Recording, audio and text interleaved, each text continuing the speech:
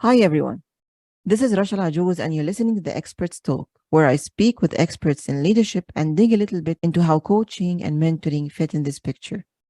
My guest today is Liz Wiseman, whom I met briefly at the HRSE Summit Expo Conference 2 months ago. Her session was about impact players, how to take the lead, play bigger, and multiply their impact. I loved how Liz spoke of those who hold their position and those who do the job that needs to be done. And since then, I've been hooked. Liz is a researcher and an executive advisor who teaches leadership around the world. She has conducted significant research in leadership and collective intelligence and writes for Harvard Business Review, Fortune, and a variety of other business and leadership journals. Her books, The Multipliers and Impact Players, are New York bestsellers. She's also a frequent guest lecturer at BYU and Stanford University and a former executive at Oracle Corporation. She worked as the vice president of Oracle University and the global leader in human resource development. So welcome, Liz. Thank you for being here today. Oh, it's my pleasure to speak with you. Thank you. So in the very beginning, as Simon Sinek says, it all starts with the why. So what's the why behind the Impact Players book? Oh, well, I have spent, the last 15 years studying what the best leaders do to bring out the best in others, the conditions that they create, the mindsets and attitudes that they bring to their work as a leader that allow people to contribute at their fullest and to, make an impact in their work. And really, this book is exploring the other side of it, because as I've been out teaching and coaching leaders, as leaders will often point out, like, I'm doing the right things, but I'm not always getting the right responses from people on my team. And maybe put more bluntly, I was teaching a workshop on how to be a multiplier leader. And one of the participants, he raised his hand and he said, yeah, I want to be a multiplier leader. And I know I have to bring like the right mindsets and practices to my work, but you can't multiply zero. And I was so struck by what he said. I thought he was suggesting maybe the people on his team weren't particularly smart or competent, but it wasn't what he was suggesting. He was pointing out that he as a leader needed to bring kind of his best game, but so did the people on his team, that they had to show up with the right mindsets and practices to be able to contribute at their fullest. And it really is a partnership between the leader or the mentor and the talent on the team. And really that's the why behind the book, trying to understand what the top contributors bring that help them make such an impact in their work and deliver such value for the organization, and to see all that value come back to them. So digging deep in the values to see what's making them in the motion and what's affecting people and how can they make it better. Essence, what I've been trying to understand is, why is it in a room full of equally smart, capable, talented people, some people are making a big impact and other people are going through the motions? So impact players are those players without whom their teams could not have attained their present level of accomplishment otherwise. And you chose this as the name of your book. So what about Playmakers then? How do they fit in this? Well, the impact players are, as you said, these standout contributors who make an extraordinary contribution themselves, but they also make the entire team better. Now, playmakers, often seen in, international football, I think are one form of impact players, but it isn't the only form. Playmakers are usually offensive players. So, in football, they might be a winger, an attacker, a midfielder, and they get themselves or other people in the position to score, but they tend to be offensive players. They're kind of like on the score side, but wins aren't just about scoring. Wins are also about keeping the other team from scoring. And there's, impact players who are defensive players. And borrowing this metaphor from sports and applying it to the work world, they might be the people who are not out necessarily selling a product and, scoring revenue. They might be people who are building or products, or people who are very much behind the scenes, people who are securing the finances, making things happen. They're really setting up plays that may happen 2 or 3 or 4 people down the line, and they can have extraordinary impact. I guess impact players can make a difference from any position on the field or any position in the organization. Mm-hmm. So impact players can be anywhere. And I think it's really helpful for leaders to think of it like this. We often think of, I called the book Impact Players rather than MVPs, most valuable players, for a reason, because, we often think of MVPs as kind of like these standout superstars, but I think leaders can build an entire team of impact players, people who are making an extraordinary contribution, working at their best in the role that they're in. Mm-hmm. So working their best in the role they're in, regardless of how big is this role. Yeah, and because impact players is all about making an impact. And I think fundamentally it's about the difference between someone who approaches their job as a position holder. I have this position on the team, versus someone who is a difference maker, meaning I'm here to solve problems and make a difference. And, if I've learned anything over the last couple decades in my research, it's that nobody wants to really be a position holder. People want to be difference makers. They want their work to matter. They want to create value for others and for themselves. And I think when a leader sees that as, okay, how do I get difference makers, not position holders? Like, everyone can be making an impact. They can lift from where they stand. Yes, I love this. So speaking of creating value, I've listened to your podcast with Brené Brown the other day, and I loved it. It was genuine, authentic, and amazing. So yeah, and when I see Liz Wiseman with Brené Brown, for me, it's like my power combo. Well, I think anyone Brené is with is a power combo. Like, Brené is one of these classic multipliers. People tend to be at their best around Brené. Yeah, she's great. Yeah, she's great, really. So let me ask you this question. So how may an impact player dare to lead? Well, I think that the model that impact players tend to have in their mind around leadership is that leadership is not a position, it's an attitude. And it's not a permanent position, it's a temporary contribution. Here's what I mean by that, is one of the things we notice is that the impact players step very quickly into leadership voids, meaning a piece of work that has no leader. Maybe it's an initiative, a project, or a meeting where, everyone's sitting around the table, but not entirely sure who's in charge. And they, when they see that need for leadership, they very quickly step up, and they do it without formal authority. They step up because there's a need sort of called up by demand rather than by command. And so they're very willing leaders, and they lead through influence, not through authority. Now, that's not to say that they don't also often carry authority and have authority. It's that they don't need it to lead.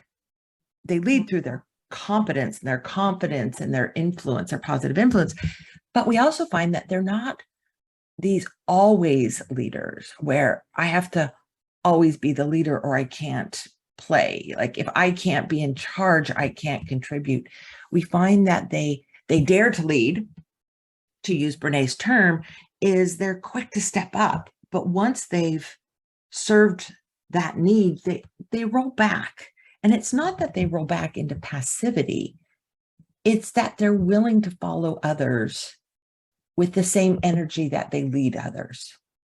Meaning that they move back and forth between leadership and active followership.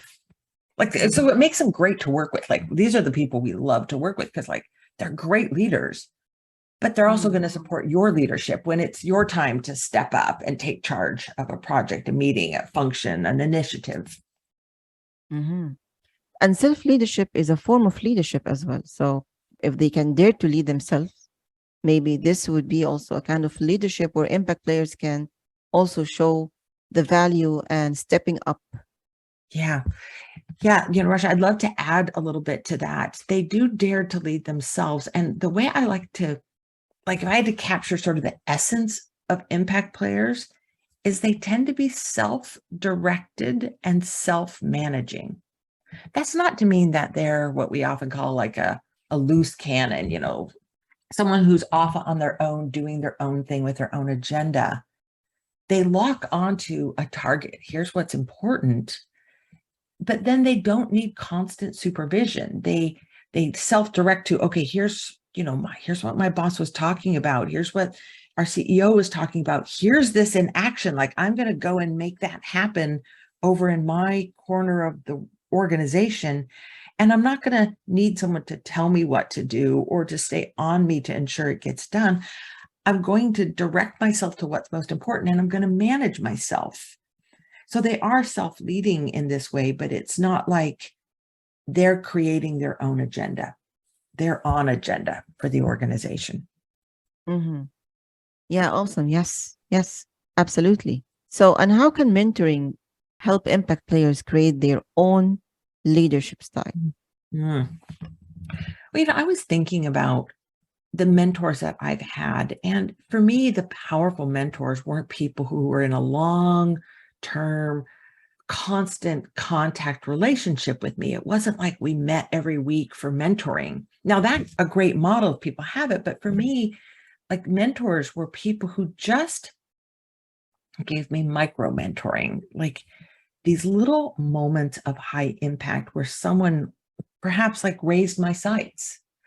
One of these was Clay Christensen, and I don't know if you're familiar with Clay and his work. He's a Harvard Business School professor who passed a couple years ago. And he was this amazing scholar and teacher. And I had hired him to come into Oracle, where I was working at the time, and to do some teaching for us. And in that process, we were having lunch, and, Dr. Christensen said to me, he said, you know what? The way that you're approaching education inside the company is so interesting. He goes, you and I should write an article together.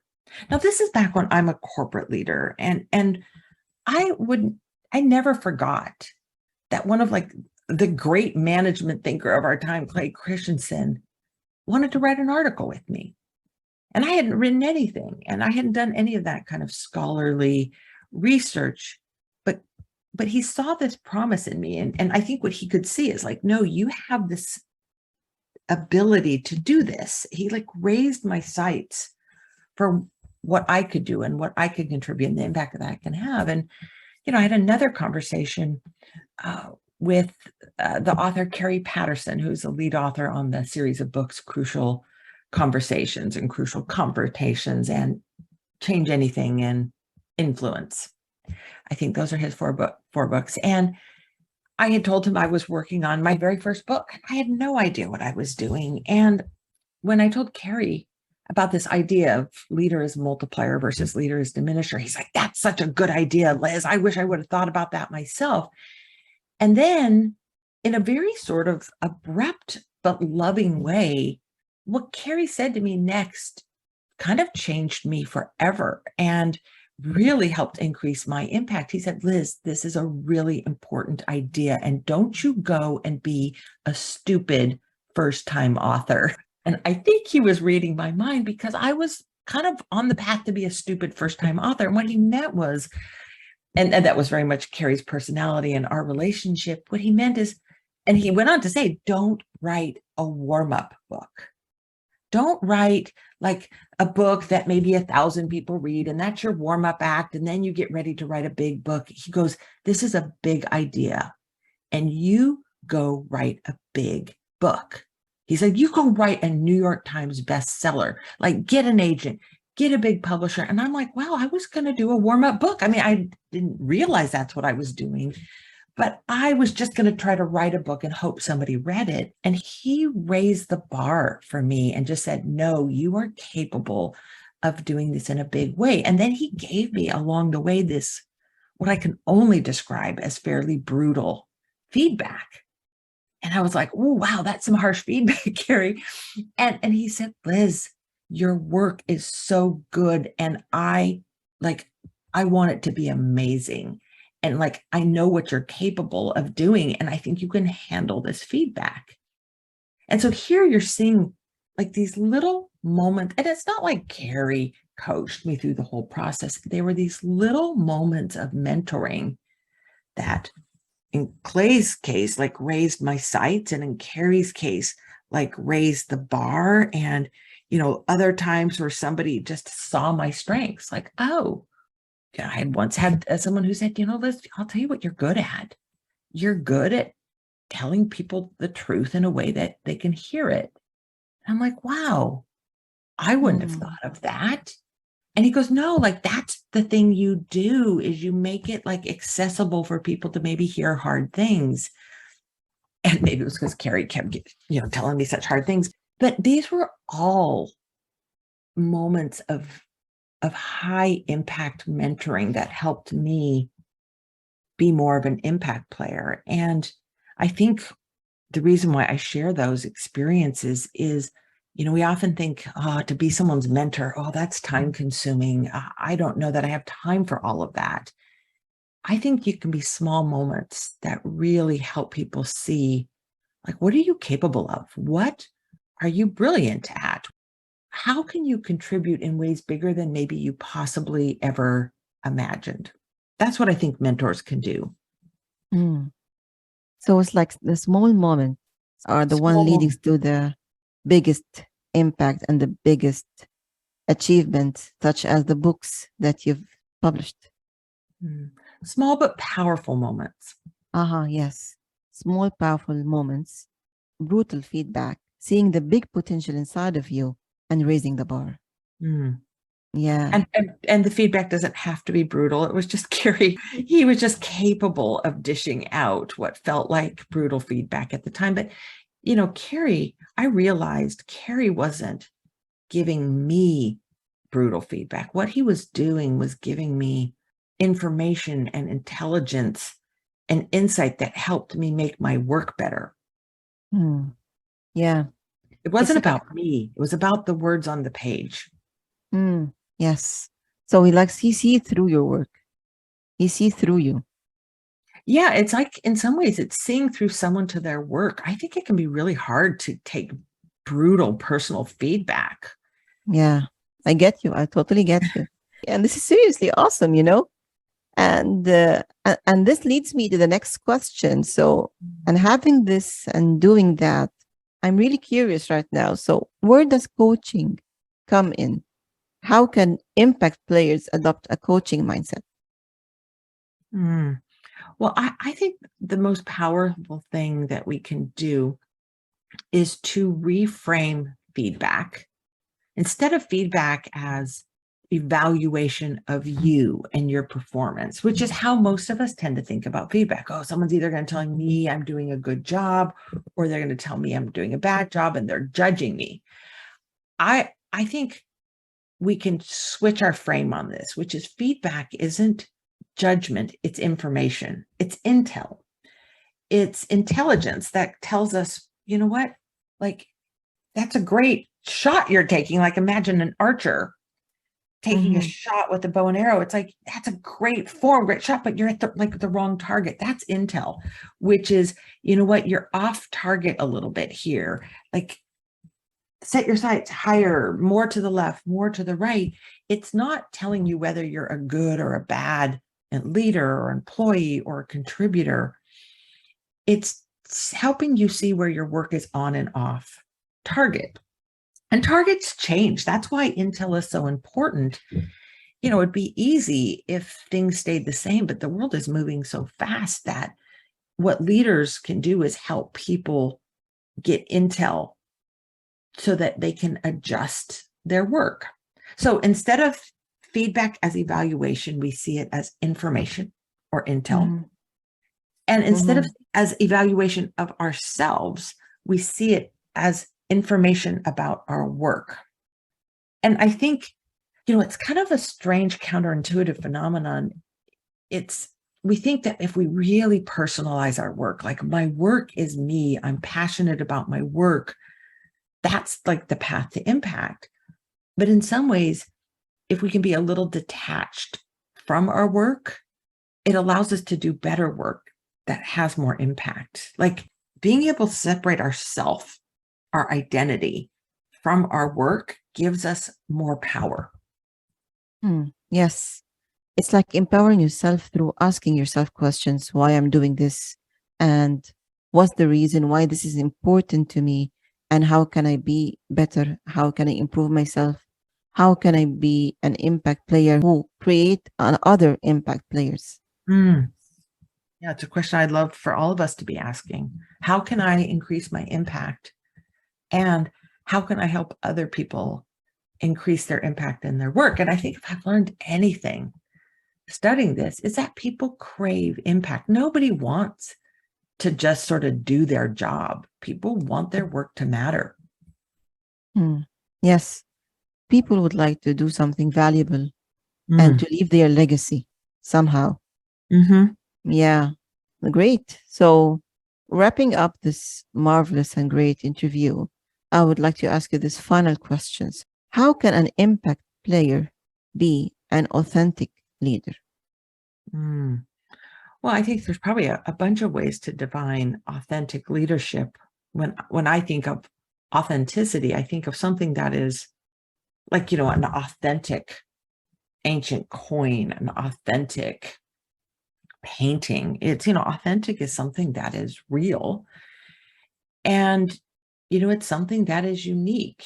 And, when I think of those words, I think of transparency, of, being able to be transparent about what you're doing, having people trust what you're doing, and, bringing your unique gifts to your work. And maybe, being transparent about your intentions, transparent about your mistakes, transparent about like your willingness to lead something. And then bringing your unique gifts, like here's where I have natural capability and here's where I can contribute at my highest. And I think when we operate with transparency and with, our unique gifts and engaging those, that's where I think people naturally follow us. Like we want to work with people who are transparent and who bring their own strengths, but also see and utilize the strengths of others. So being real and transparent, vulnerable, and bringing your unique gifts and seeing the gifts in others. Yeah, absolutely. And I think, being vulnerable is part of transparency, is saying like, oh, I've never done this before, or I'm a little bit nervous about this, or I might make a mistake with this. And vulnerability, people who show vulnerability tend to get support, not criticism, in my experience. And it's really hard to do since it's not culturally acceptable yet in many organizations to have a vulnerable leader who just open and being authentic. And of course, as Brené says, vulnerability without boundaries is not vulnerability.